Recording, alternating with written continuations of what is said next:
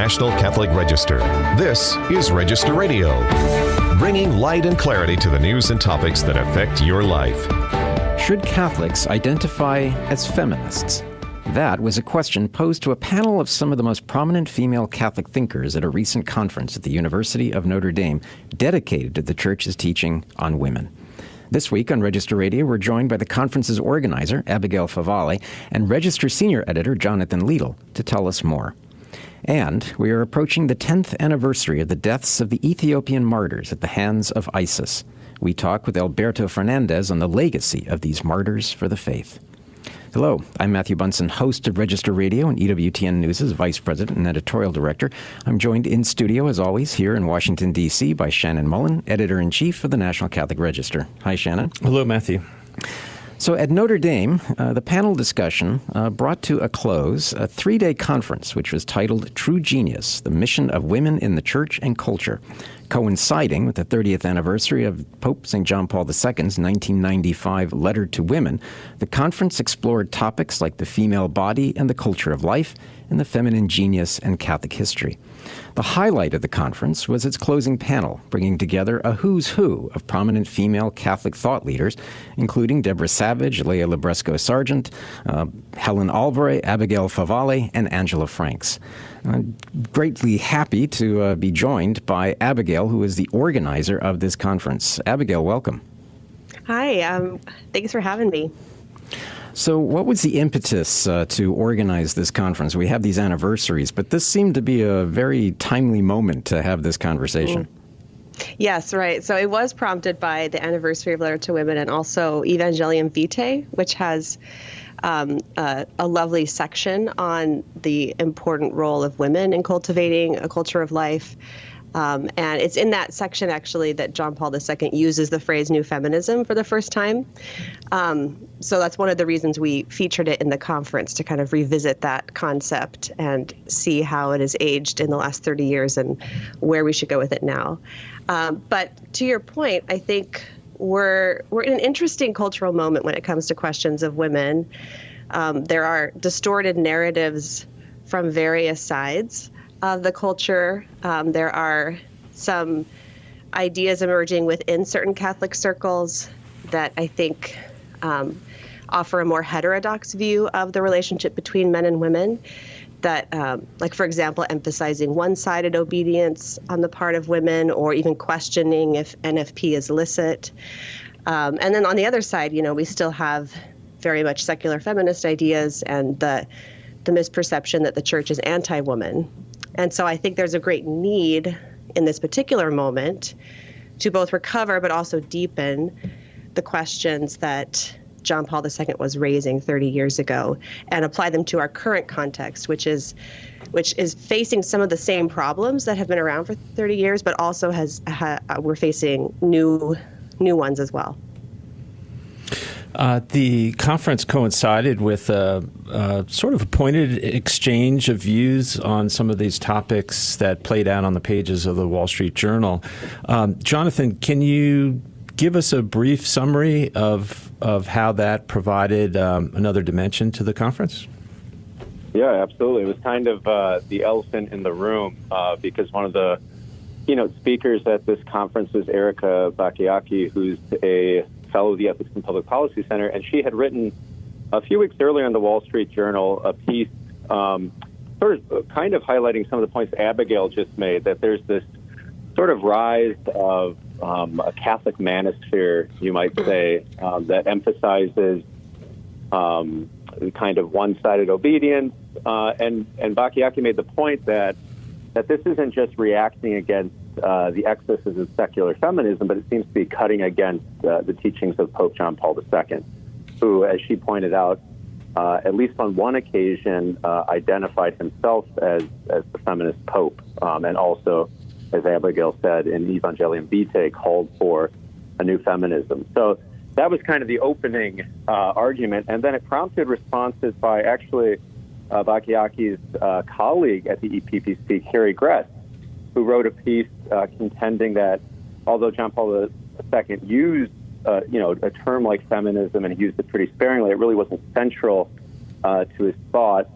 and then finally Margaret McCarthy, who is a theologian at the John Paul II Institute at CUA, added on, suggesting that Bacchiacchi had kind of diluted the Pope's teaching down to soundbite. So it was certainly, when I was there covering this event, the final piece in that exchange had been published 2 days earlier.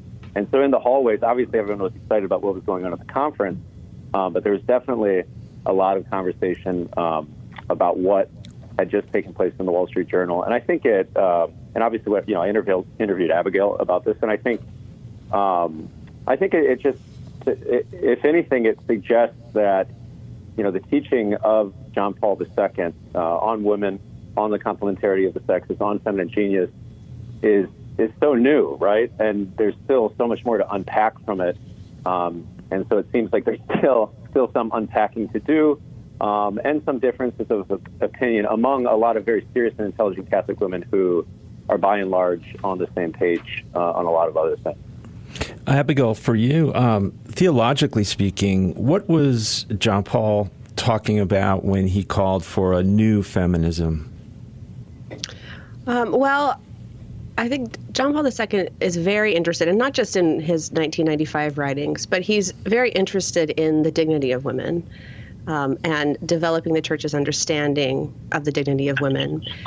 And so I think what he was calling for in that moment was saying there needs to be a concerted attention to the dignity of women and to responding to different forces in society that are undermining that dignity. But he says in that passage, we need a new feminism. So I think what he means, we need a different movement that defends women's dignity, that does not, what he says, replicate models of masculine domination, right? So it's interesting because that phrase both has a kind of pointed critique at the old feminism, you might say. But I think what he's saying is we shouldn't throw the baby out with the bathwater, even as we're maybe critiquing the way in which secular feminism has responded to the question of women's dignity. We can't abandon the need to defend women's dignity. And in fact, so I think overall his posture toward feminism and the movement towards women's liberation is let's retain what can be retained and reject what needs to be rejected, right? So let's baptize what we can baptize, but then also abandon what we can't embrace as Catholics. I guess a question that it's a casual listener or even just the average Catholic would ask is, how do we do that? How do we discern and find a way to look at feminism? Because there are today very many negative connotations, certainly from the Catholic standpoint. Right. So, we do it by grounding ourselves very firmly in a Catholic worldview, a Catholic anthropology, and a really robust spiritual life, first and foremost. But I think it's pretty easier, like you mentioned, sort of to identify the tension points, right? I think overall, secular feminism has offered a model of women's rights and dignity that is very reductive and reduces women's freedom to access to abortion and contraception, right? So that's a no-go from a Catholic perspective. But at the same time, if we think about expanding women's access to education, allowing women to develop and cultivate their full personhood, which includes their intellectual capacities. And something that the magisterium has emphasized in recent decades is the need for women's particular influence to be felt in every sphere of society, right? So those are all aspects, I think, of maybe sympathy or connection between the feminist movement and a Catholic way of understanding women.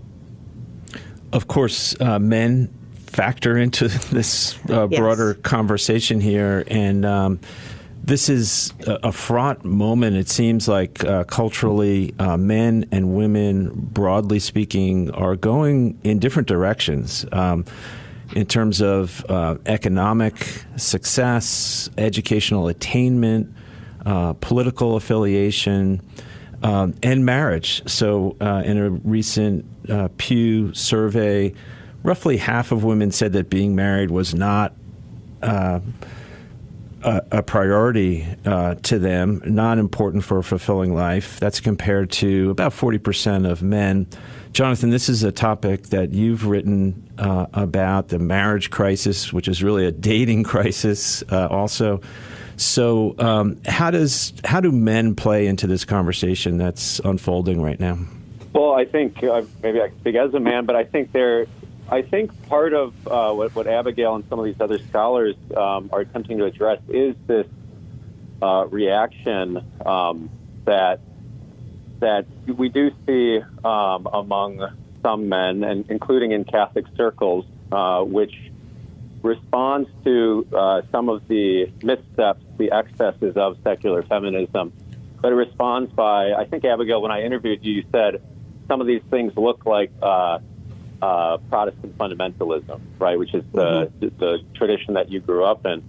And so I guess I would say, like, kind of just echoing what Abigail said, you know, for guys to not throw the baby out with the bathwater, you can look at some of these trends that maybe have men feeling adrift in a lot of ways, but not respond with seeking to dominate, right, and not responding with using Scripture as proof text for sort of like exerting a kind of influence and authority that, in some sense, you haven't earned. So I think that's kind of a dangerous trend right now, but I think it's an opportunity for men to discover that whatever power and authority they have been given by God, whatever that looks like in the context of dating, relationship, or marriage, but it's always for the sake of another, right? Always for the sake of service. And so I think that's something, hopefully, that people can at least stay grounded in the midst of, what really is shaping up to be a deep divide between the sexes right now, especially among younger people.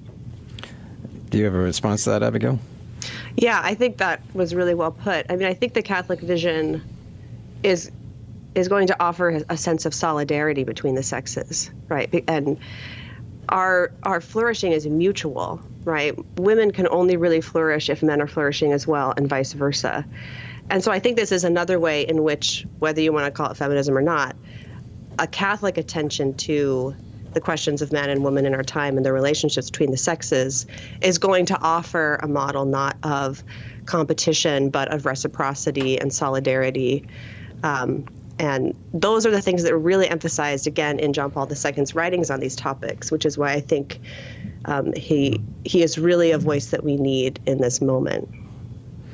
Yeah, well, fascinating conversation. I know there's a lot more for us to unpack, and I think, Shannon, we can assume that this is a topic that, A, is not going to be going away, but also that we'll be covering even more intensely at the Register. Yeah, absolutely. Well, thank you to both of you. You can find all of these discussions at ncregister.com, in particular Jonathan's piece, 30 years after John Paul II's New Feminism, Catholic Debate is Heating Up. Well, you're listening to Register Radio on EWTN Radio. Coming up, we have the 10th anniversary of the Ethiopian Martyrs. Probably don't remember it. We're going to talk with Ambassador Alberto Fernandez about it here on Register Radio.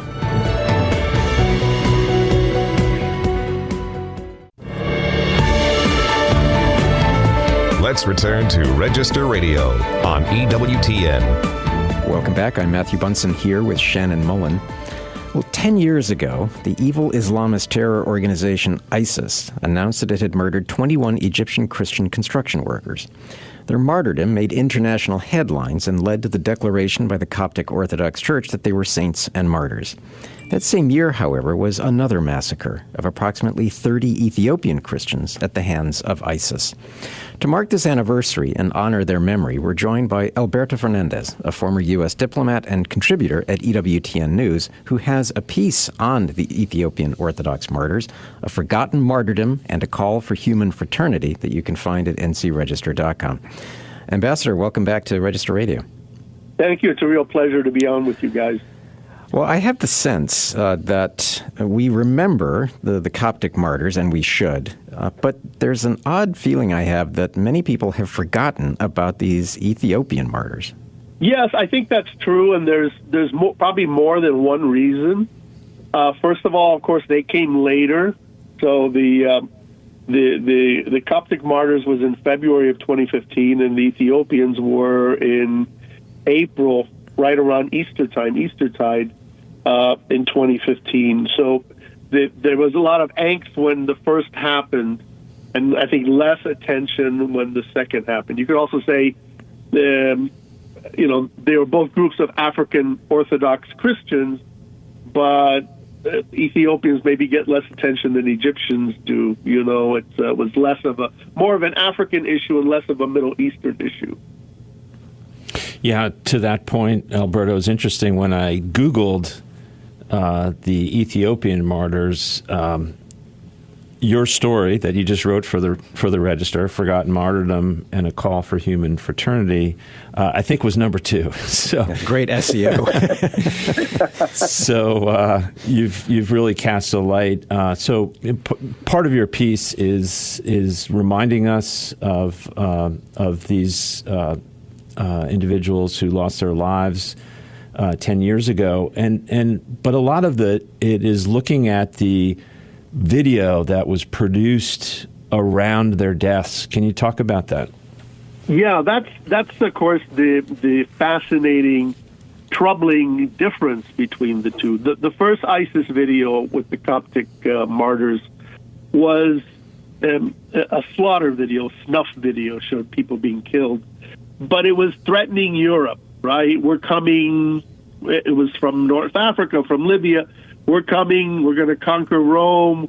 We're going to conquer Europe. We're going to break the crosses and convert you to Islam. It was kind of a threat to the West.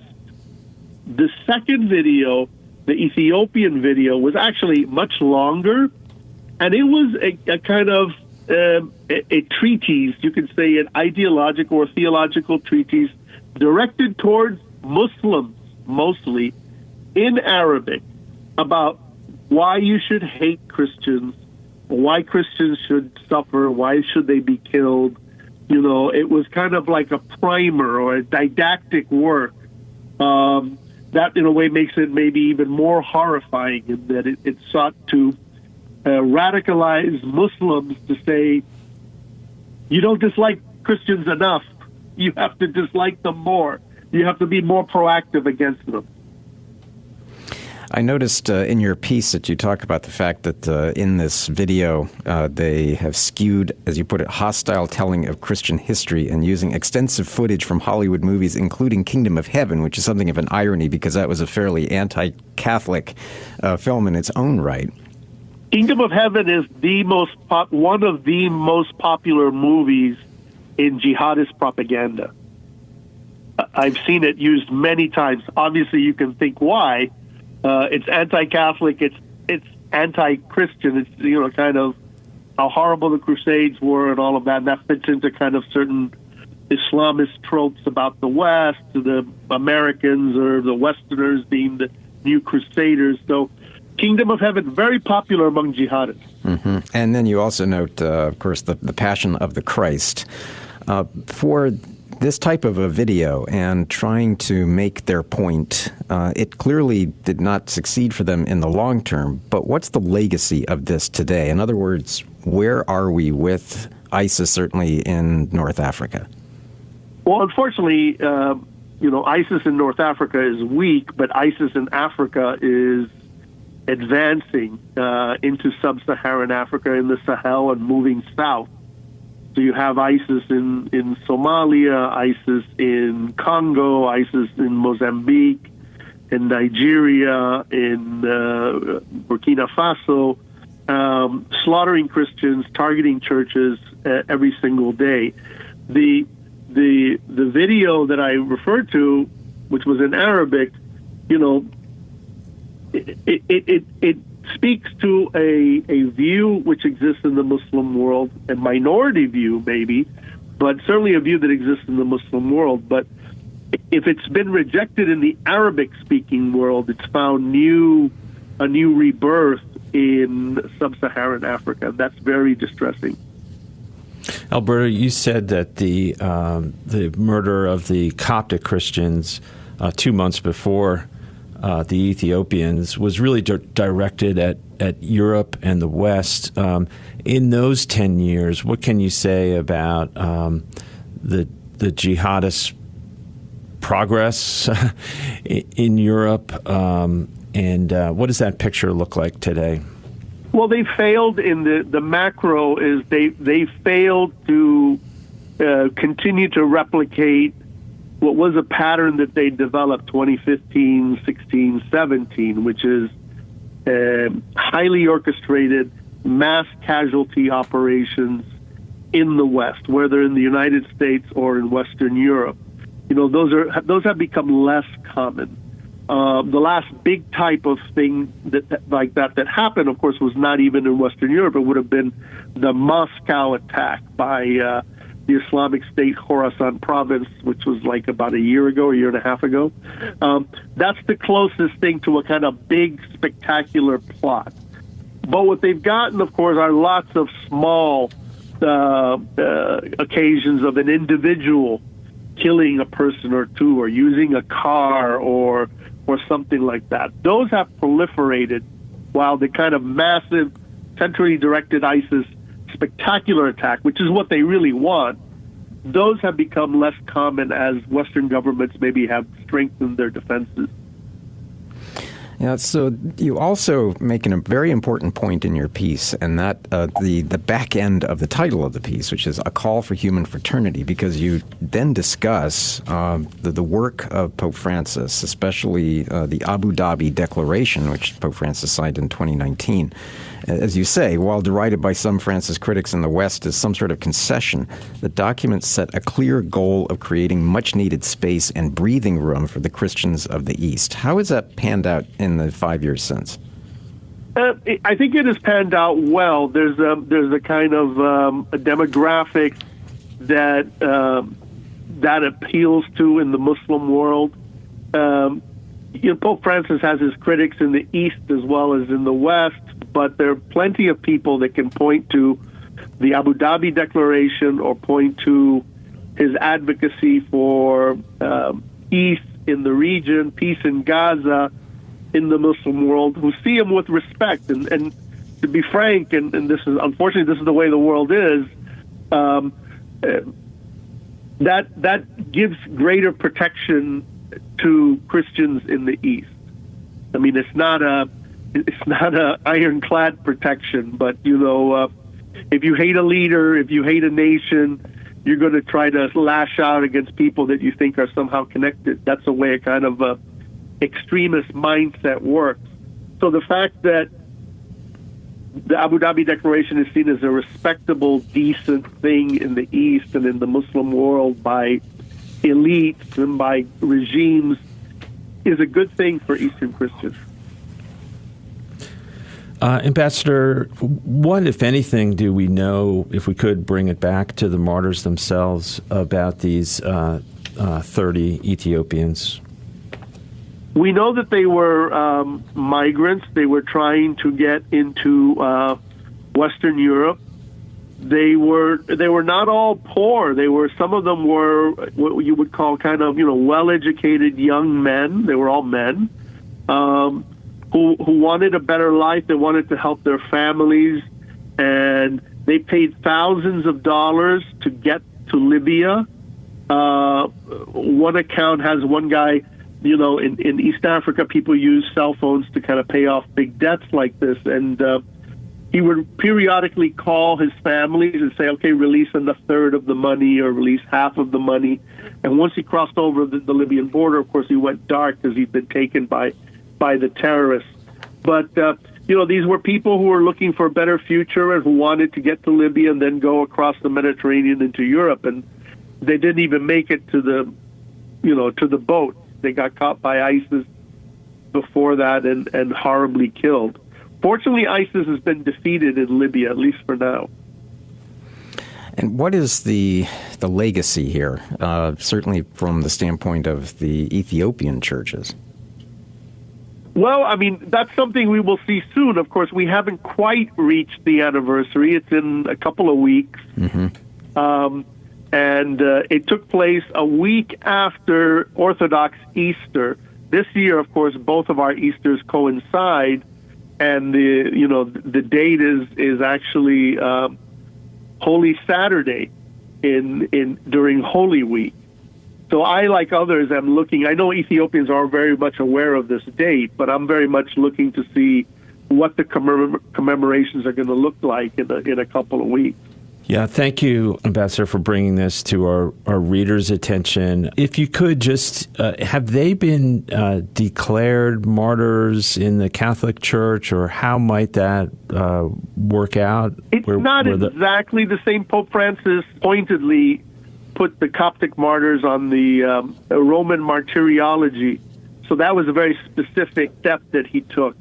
He spoke very movingly, and I mentioned that in the piece, to the the Ethiopian Orthodox Patriarch when this terrorist attack, this terrorist killing happened. But I don't know if there's been follow-up as far as the Catholic Church about recognizing them formally. Probably informally has already occurred, but formally as martyrs. Of course, the Ethiopians do recognize them as martyrs. Well, Ambassador, once again, thank you for bringing this to our attention. Thank you. Well, that's it for this week for Register Radio. Remember, for more news, analysis, and commentary, check out the National Catholic Register online at ncregister.com. Until next week, on behalf of our producer, Michael McCall, and my co-host, Shannon Mullen, I'm Matthew Bunson. Please, take care, and God bless.